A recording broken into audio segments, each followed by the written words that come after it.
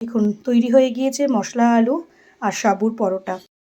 আজকের রেসিপি সাবুর পরোটা। অনেকেই দুধ সাবু মাখা খেয়েছে। সাবু দিয়ে পরোটা হয়, লুচি হয়, কিন্তু আজ আমি মশলা সঙ্গে রাখবো, মশলা আলু আর সাবুর নরম তুলতুলে পরোটা। প্রথমেই নেব মেজারমেন্ট কাপে 1 কাপ সাবু।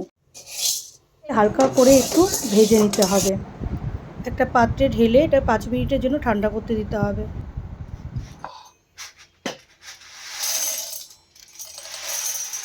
একটা স্মুথ সাবুর পাউডার রেডি হয়ে গিয়েছে। এবার এটাকে একটা পাত্রে ঢেলে নিতে হবে। গ্রাইন্ডারে সাবুটার পাউডার বানানোর পরেও একবার এরকম চালনিতে ছেঁকে নেব। দেখুন এরকম চালনিতে ছাঁকার পরে সূক্ষ্ম দানা যেটা থাকছে সেটা কিন্তু চালনিতে থেকে যাবে, এটাকে আমরা বাদ দিয়ে দেব। দেখুন সাবুর পাউডার হয়ে যাওয়ার পরে আগে থেকে সিদ্ধ করে রাখা আলুটাকে গ্রেটারের সাহায্যে এইভাবে গ্রেট করে নিতে হবে, যাতে আলুর মধ্যে কোনো দানা বা গুটি না থাকে, তাহলে পরে কিন্তু এটা মাখতে অসুবিধে হয়। এভাবে গ্রেট করে নিলে কি হয়, আলুটা সম্পূর্ণটা ম্যাশ হয়ে যায়, তো সেখানে কোনো প্রবলেম হয় না। আলুটা গ্রেট করে নিয়েছি। ঠিক সেই মেজারমেন্ট কাপে 1 কাপ এই আলু গ্রেট করা আলুটা আমাদের দিতে হবে। যে পরিমাণ আমি সাবু দিয়ে নিয়েছি সেই পরিমাণ আমাকে এই আলুটাও দিতে হবে। এক এক করে দেব কাঁচা লঙ্কা কুচি, গোলমরিচের গুঁড়ো, কিছুটা জিরে, স্বাদ মতন লবণ আর গ্রেট করে রাখা একটু আদা। সব কিছু দিয়ে এটাকে মাখতে হবে। খেয়াল রাখতে হবে আগেই জল দেব না, কারণ আলুটা তো ভেজা থাকে, তো আগে জল দেব না। এটা দিয়েই প্রথমে মাখবো। আশা করি আলু সেদ্ধ দিয়েই এটা মাখাটা হয়ে যাবে। যদি লাগে তাহলে সেই বুঝে একটু একটু করে জল দেওয়া যাবে। দেখুন এভাবে মাখা যখন নরম হবে তখন একটু একটু বুঝে জলটা দিতে হবে, খুব বেশি। দেখুন কত সুন্দর ডোটা তৈরি হয়েছে।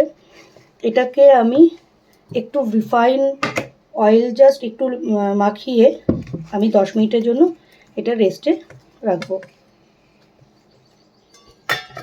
এদিকে মশলা আলু বানানোর জন্য একটু মোটা মোটা করে আলু কেটে রাখতে হবে। তার সঙ্গে কাঁচা লঙ্কা, ফোড়নে একটু জিরে আর সর্ষে, তেজপাতা, একটু কারি পাতা সুন্দর স্মেলের জন্য, স্বাদ মতন একটু মিষ্টি, স্বাদ মতন লবণ, একটু গোলমরিচ গুঁড়ো আর আগে থেকে ভেজে রাখা জিরে ধনের গুঁড়ো। ফ্রাই প্যান বসিয়ে প্রথমে একটু রিফাইন অয়েল দিতে হবে। তেলটা খুব ভালো করে গরম হলে হালকা করে একটু নেড়ে নিয়ে ছেড়ে দিতে হবে কড়াইয়ে। তারপরে এক এক করে স্বাদ মতো লবণ, গোলমরিচ গুঁড়ো আর একটু মিষ্টি এটা দিতে হবে। ফোড়নে তো আগেই দিয়েছি আমি তেজপাতা, গোটা সর্ষে আর জিরে, তার মধ্যে কারি পাতা। ঠিক আছে, একটু একটু করে সব মশলা দিয়ে এটাকে ভালো করে নাড়াচাড়া করতে হবে। নাড়াচাড়া করা হয়ে গেলে